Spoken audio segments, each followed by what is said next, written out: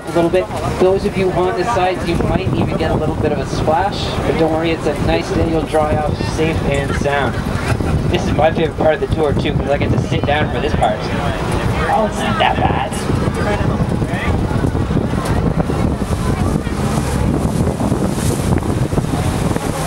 Oh, that wasn't bad at all.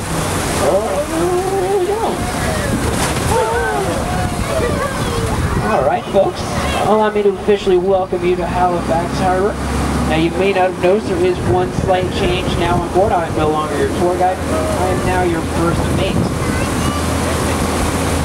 Now Halifax Harbour is the second largest ice-free harbour in all of the world, second only behind Sydney, Australia. We experience a slight tidal change of 6 to 8 feet per day, which allows our harbour to stay open year-round. Are you having some difficulty hearing me in the back, miss? I guess so. Let's try that again. Can all you folks in the back hear okay? You're doing okay? Oh, perfect. I saw you leaning in. I wasn't sure there, just making sure. I want to make sure everybody has a good time here. Now folks, we do have 2 shipping ports here in town. We have one at the southern tip of the peninsula, the Halifax Seaport. We also have one further down inside the Bedford Basin. Now as well, where we have such a large ice-free harbour and small tidal change, it allows us to play host to Canada's largest Navy base, right over here on the left-hand side, guys.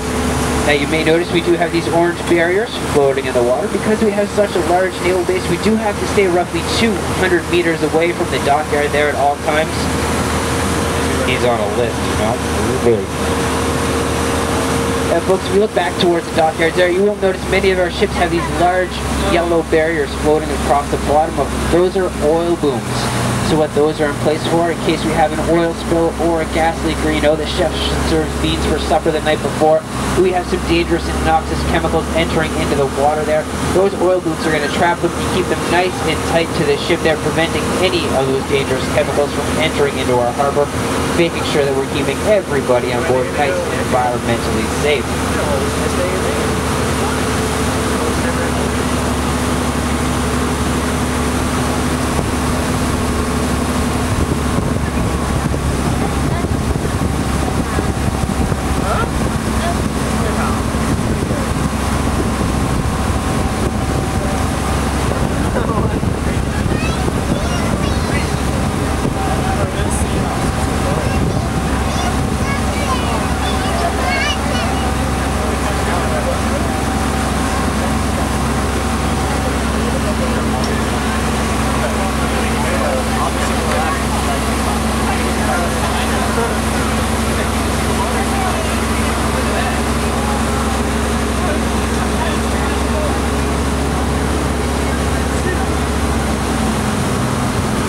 Folks, if we try to look straight ahead, if you lean over either side and look straight ahead there, you'll be looking into the Bedford Basin. And the Bedford Basin is the world's second largest natural basin, covering a distance of over 15 square miles. Now, during World War I and World War II, the basin was commonly used as a docking point for ships before they headed out overseas. They'd enter into the harbor along the Dartmouth side, come all the way down and dock up in the Bedford Basin before shipping out along the along the right-hand side or along the Halifax side. There's Theodore, right over here, over on the right, guys. You can see him cruising on by with his big red hat and his big nose. If we get a little closer, guys, we're going to give him the old Theodore greeting, which is a big old toot toot. So if we get close, yeah, we'll wait here a second. No, they're not going to get close enough, unfortunately, guys. When we swim by the docks, we'll reach over and give him a big old toot toot. Now, folks, Halifax does have 2 bridges here in town. We have the McKay and the Macdonald. Now, the McKay is actually the second longest suspension bridge within the British Commonwealth, which is pretty neat. We all... Oh, that was nice of them.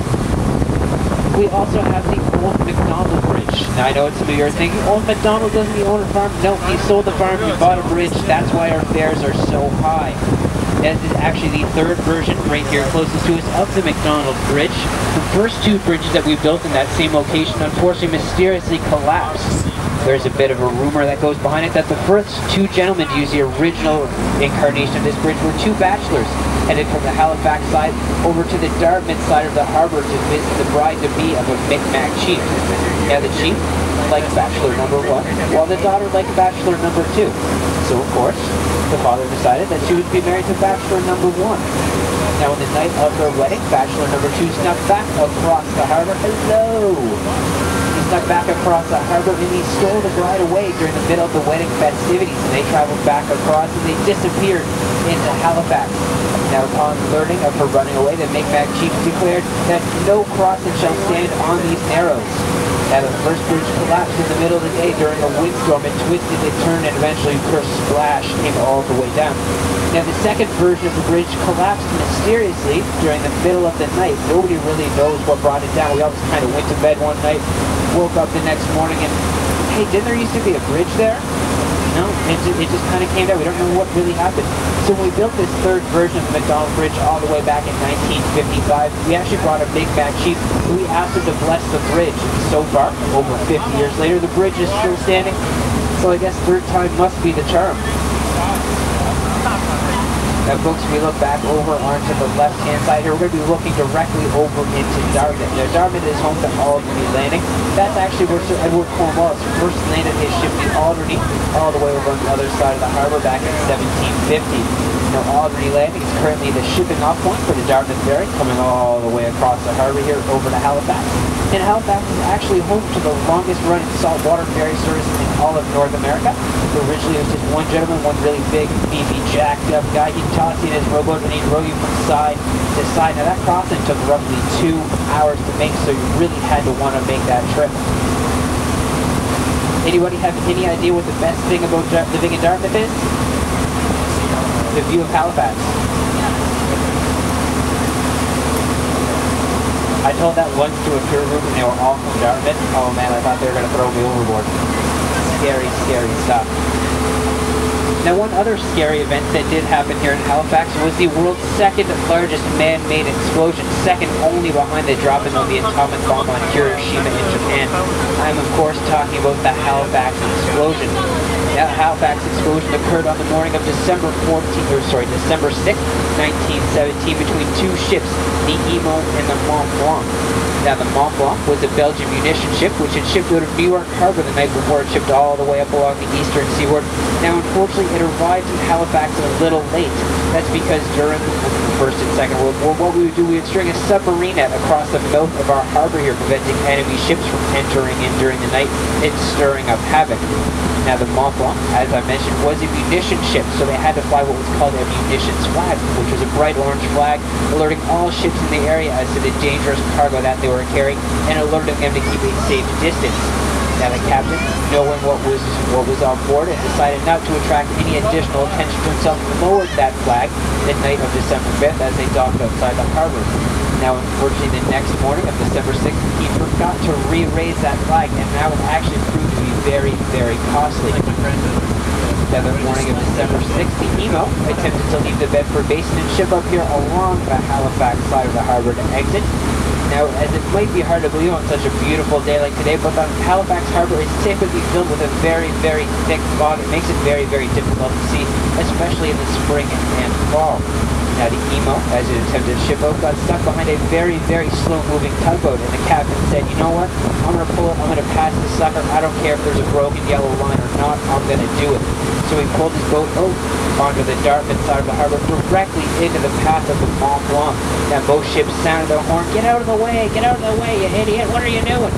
Now both captains were very bullheaded, and neither one refused to change their heading. So they did collide. Now both ships scratched up against each other. Now as we know, when steel hits steel, sparks go flying. So sparks littered the deck of both ships immediately, setting the Mont Blanc ablaze. Now the captain of the Mont Blanc, he knew what was going on. He knew what the end game was going to be, regardless of if they tried to fight the fire or not. So he ordered his men to abandon ship, to get out of here, to get as far away as he possibly can.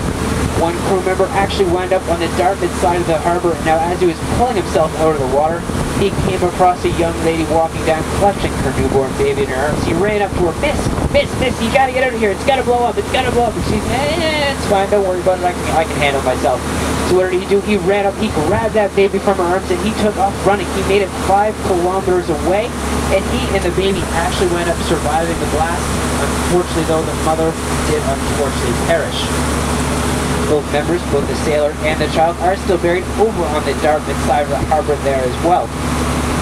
Now, folks, too, we do have to remember this is before TV, widespread use of the radio. There was only one daily paper, no Twitter, no Facebook, no Reddit. So the only way for people to get their news of the day was to see it happen themselves.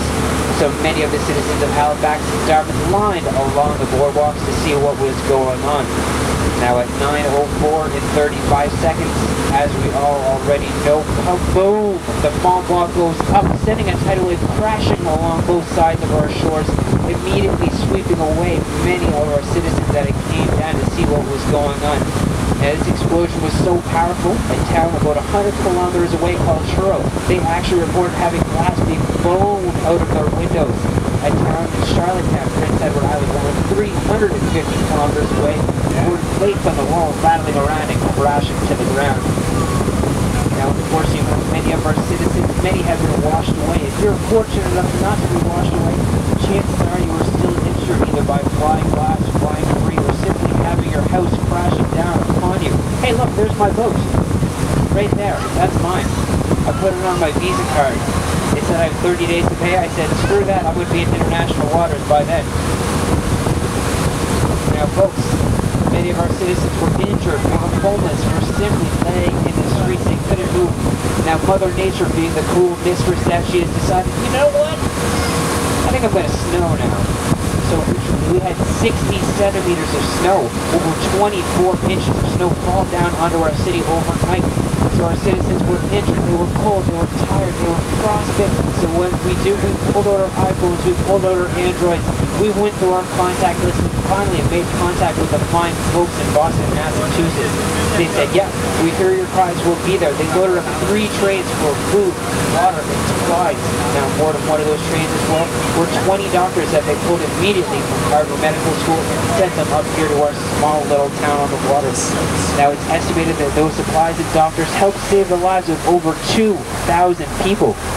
So every year what we do, we head down to the southern shores of our province, we cut down the biggest and best Christmas tree we can find, we slap it on the back of an 18-wheeler and send it down to those fine folks in Boston, Massachusetts. They decorate it up and they set it up in their town square. And that's just our little way of saying thank you for all the things that you did over 100 years ago to help our small little shed on the end of a dock. Enough doom and gloom, guys. We're going to have some fun now. If we look back over here on the right-hand side, we're going to see McNabbs and George's Island there, folks. McNabbs is the one further in the back. George's Island is the one closest to us with that corresponding steeple right on the very top, corresponding to the one that we saw all the way up the very, very top with Citadel Hill earlier today, guys. Now, George's Island is a National Historic Site and unfortunately is closed to the public due to the island being infested with snakes.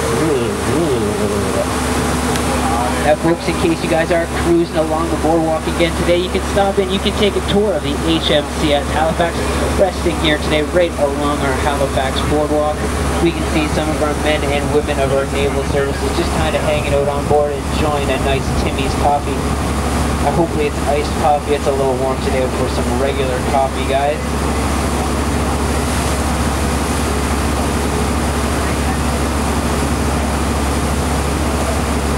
Alright, now they're coming up here. A little bit further.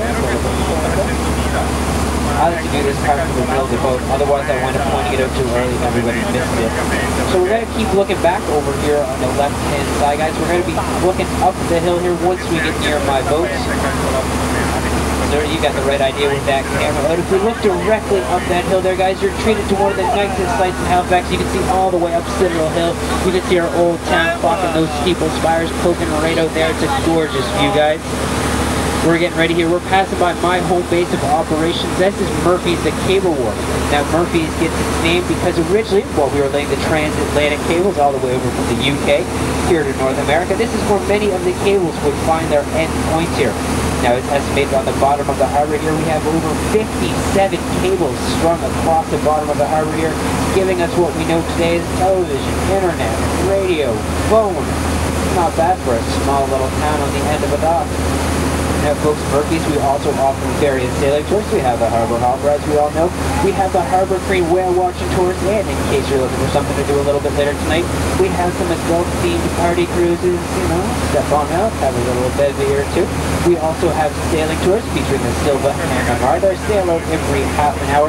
You get to cruise on out behind Macdonald, out past Shabukto Head and see how the fine folks of yesteryear sailed the seven seas on the tall ships.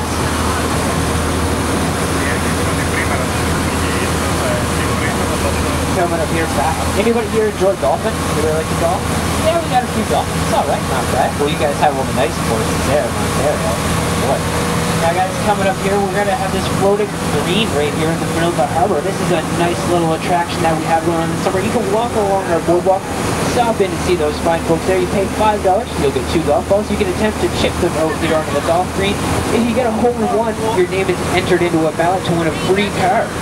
However, if you miss both shots, as I assume that gentleman there is about to do, you do have to jump into the harbor, dive down, and retrieve your golf balls. I tease. Now, folks, we're cruising by the harbor front area here. We're actually looking at what was supposed to be the very front of the building. That's because when we handed over the blueprints to the building, we actually handed them in upside down. So this, what we're looking at right here, was supposed to be the front of the building, which was facing on the lower Water Street there. Well, what we see when we pass along it before is actually the rear of the building. So we fixed it up a little bit, you know.